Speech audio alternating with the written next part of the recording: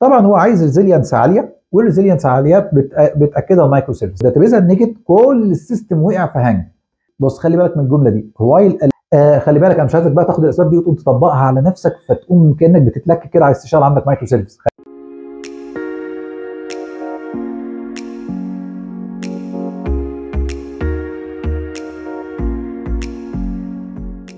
اللي احنا شايفينه قدامنا ده هو الاركتكشر بتاع الاي شوبينج كونتينر، ولان هو مايكرو سيرفيس اركتكشر فلابد ان يكون هناك سبب، لابد ان يكون هناك اركتكشر درايفرز يوجهوني لاني استخدم المايكرو سيرفيس اركتكشر. طب ايه الاركتكشر درايفرز دي؟ تعالوا نشوف الكتاب بيقول لنا ايه الدرايفرز اللي قادتهم لان هم يعملوا هذا الاركتكشر. بصراحه الدرايفرز اللي هم كتبوها ما كانتش بالنسبه لي مقنعه بشكل عام. تمام؟ دايما قلت لك انا بادي من شابتر من حته متقدمه، ما ابتديتش معاها زي ما هو ابتدى بالدوكرز، لان هتكون كلام عن الدوكرز ملوش معنى. تمام؟ لكن ان شاء الله بجهز لكم موضوع مهم ان شاء الله في الدوكرز وباذن الله يعجبكم. طيب اول حاجه بيقول لك ايه؟ بيقول لك الابلكيشن ماست سبورت فاريتي اوف كلاينتس. طبعا ده بيستدعي ان يكون الباك اند ريستفول، مش شرط برضو يكون مايكرو سيرفيس. انا ممكن يكون هنا بيقول لك زي ما انت شايف في الرسمه هتلاقي عنده اكتر من كلاينت، يعني هو عنده موبايل اب اهو، وعنده موبايل اب زي ما انت شايف، عنده هنا انذر اب وهنا انذر اب وات ايفر، دوت ويب اب، دوت ويب اب تاني وهكذا. المهم ان هو بيستخدم نفس الباك اند.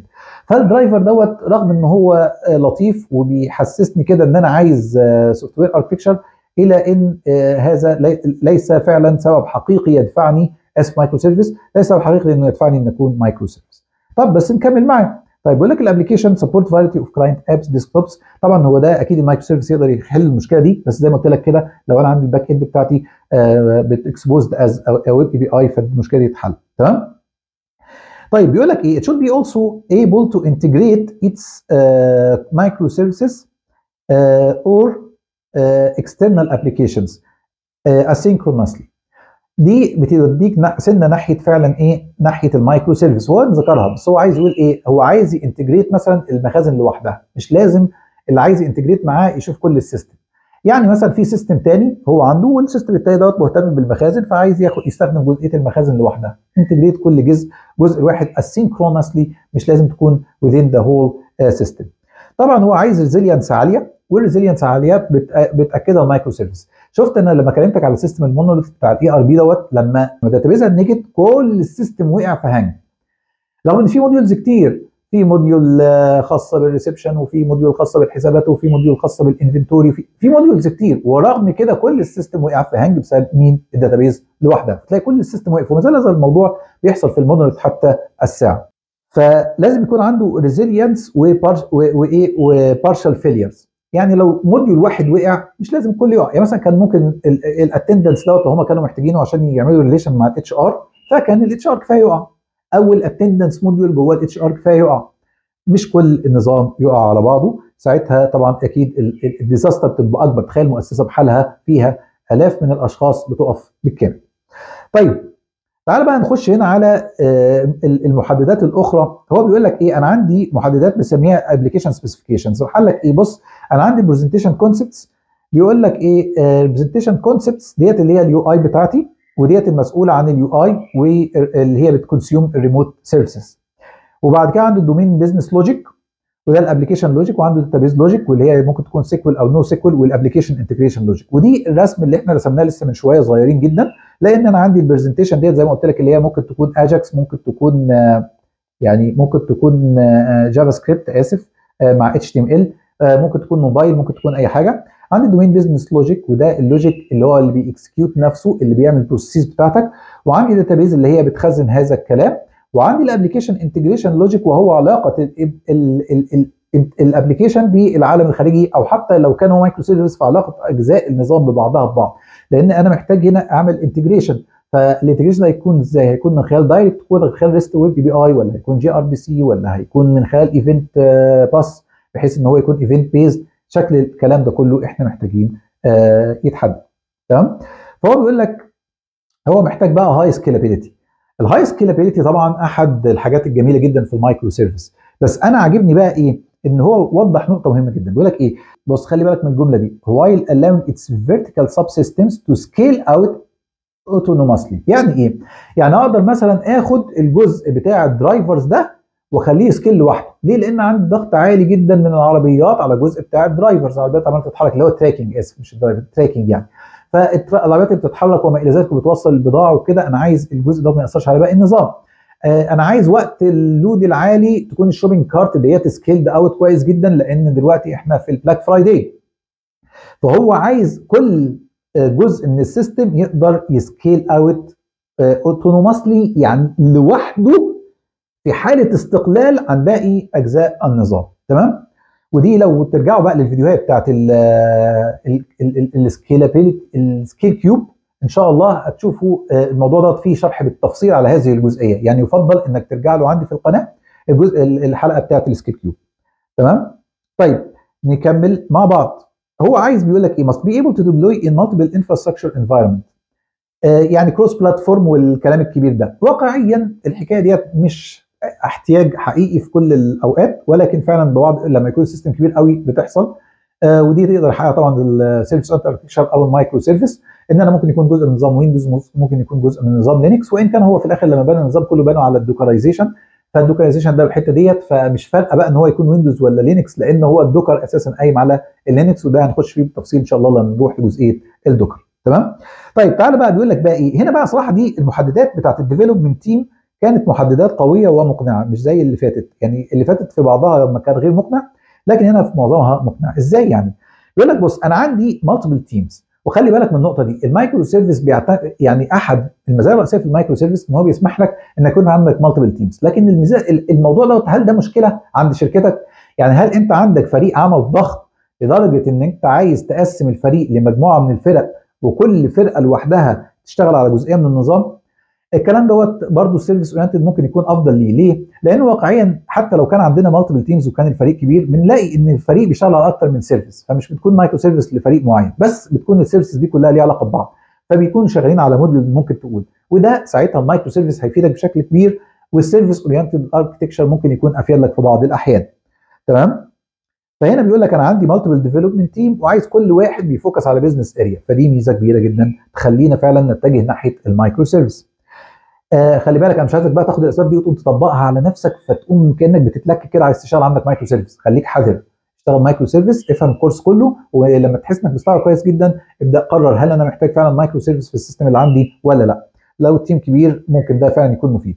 بعد كده بيقول لك نيو تيم ممبرز ماست بيكام برودكتيف كويكلي. لما يكون في تيم ممبر جديد جاي داخل على مونولث، فبيكون السيستم ضخم ويقعد يفهم في اجزائه المختلفه، ولو غلط في حته توقف حته ثانيه، والبجايه تعمل ريبل افكت وكلام من. لكن لما يكون شغال على منطقه صغيره فهيقدر يفهمها اكيد بسرعه، لان السيرفيس صغيره والكود بتاعها قليل، فهيقدر يفهمها بشكل اسرع بكتير جدا ان هو يدخل على النظام في كميه كبيره جدا من الكود المعقد واللي بتاخد وقت كبير عشان يبدا يبقى برودكتيف.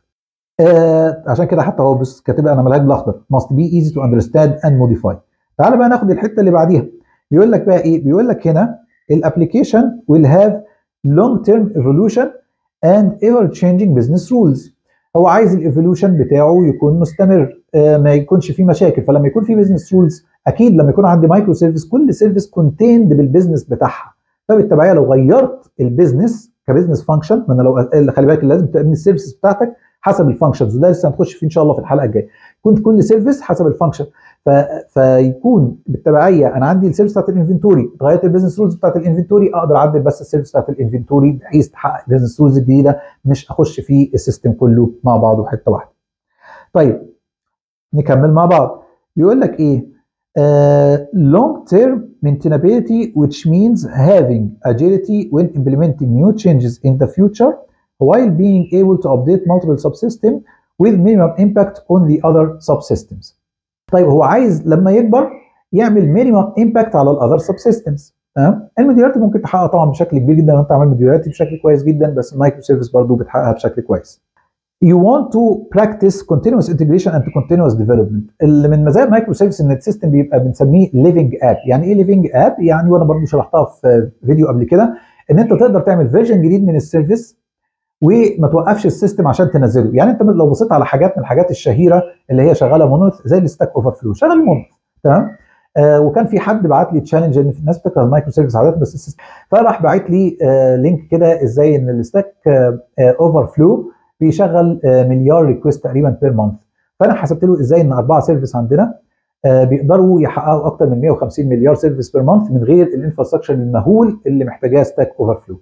فبالتبعيه المايكرو سيرفيس احيانا بتكون مفيده، بس ده مش ما ينفعش. خلي بالك النظام اللي كان فيه في هاي سبيد داتا، في هاي سبيد داتا، فعشان كده انت مش بقول لك ما كانش شوبينج كارت. فالبيزنس بتاع ستاك اوفر فلو هو فيري سيمبل بيزنس. يعني اي حد ممكن يعمله شاب في مشروع تخرج، اسئله واجوبه وكلام من ده. تقول لي لا بس البرفورمانس، ده هم عملوا بيرفورمانس، حل البرفورمانس بتاع مشروع تخرج برضه، اللي هو بيغيروا نوع الداتابيز ويقعدوا يحطوا سيرفرز وكلاسترنج وكلام من ده، لكن ما بيعملوش مش عاملين مجموعه من السيرفيس وبيسكيلوا كل سيرفيس حسب الضغط اللي عليها. تمام. فطبعا انا مش بتكلم هنا بقى ان بقول احنا بنعمل احسن منهم ولا خلافه، بس انا بفهمك ان هو ممكن يحل المشكله بطريقه ابسط من كده، ولكن هم مش شايفين ان ده افضل حاجه والدنيا ماشيه. طالما الدنيا ماشيه يبقى ما تغيرش حاجه، ودي قاعده برضو عامه ظريفه جدا يعني. فخلاص، فانت عايز بقى ايه؟ عايز ان انت لما تجرو بمينيمم امباكت على باقي السيستم. لاحظ ان دايما لما ستاك اوفر فلو تعمل ابديت تلاقي الدنيا كلها واقعه وعمال يعمل لك شويه حركات كده تضحك كده، بتلاقي صفحه كده تضحك علشان لحد ما هم بيعملوا الابديت بتاعهم. نفس الحكايه في سيستم تاني برضو عندهم هذه المشكله، بدون بقى ذكر اسماء لان انا مش هدفي ان انا اخش في صراع خاص بالاركتكشر بتاع الانظمه الشهيره. اوكي، يبقى انت كده بقى عندك ليفنج اب لما يكون عندك مايكرو سيرفيس. هو بيقول لك ايه؟ تيك ادفانتجز اوف ايمرجينج تكنولوجيز فريم وركس وايل ايفولفينج ذا ابلكيشن. هديك مثال برضو، المشكله حاصله دلوقتي. المايكرو سيرفيس بتديك امكانيه انك تكون على اخر تكنولوجي في اي لحظه. انا دلوقتي في نظام شغال عليه، النظام دوت ليجاسي سيستم. ليه ليجاسي؟ لان الدوت نت بتاعه قديم. طب اما مش مشكله طالما شغال، كلمه مش مشكله طالما شغال فعلا تمشي، بس للاسف بقى ابتدت اللايبرز بتاعته ما تبقاش سبورتد. ابتدت لايبرز جديده عايزين نحطها مش عارفين نحطها لان السيستم ليجاسي. طيب هل كل السيستم محتاج اللايبرري دي؟ لا، ده موديول واحد من السيستم اللي محتاج اللايبرري دي.